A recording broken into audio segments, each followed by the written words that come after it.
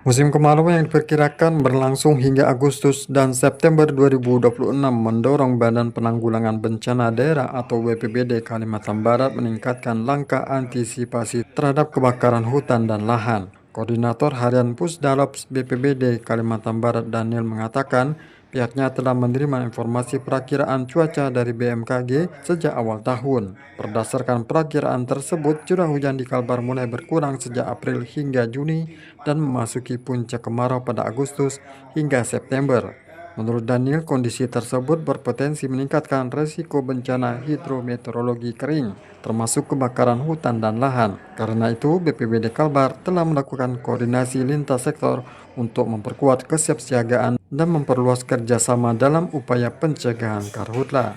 Kami memang sudah menerima informasi dari BMKG itu sejak Januari sebenarnya bahwa perakiraan cuaca di Kalbar sepanjang tahun 2026 itu kita sudah diberikan informasi. Yang pertama di Januari-Maret 2026 itu berpotensi hujan sedang hingga lebat di sebagian besar wilayah Kalimantan Barat.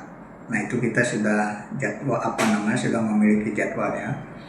Kemudian di April Juni itu curah hujan di Kalimantan Barat itu mulai berkurang menurut perakiraan BMKG, sehingga ini berpotensi menimbulkan terjadinya bencana hidrometeorologi kering atau yang kita kenal dengan sekarang ini karhutla dan lain sebagainya. Nah kemudian di Juli Oktober 2026 itu didominasi cuaca yang cerah hingga berawan, potensi hujannya rendah. Nah ini juga berpotensi menimbulkan terjadinya karhutla. Daniel menambahkan hasil koordinasi tersebut ditindaklanjuti dengan penetapan status siaga bencana akibat karhutla oleh Gubernur Kalimantan Barat hingga November 2026.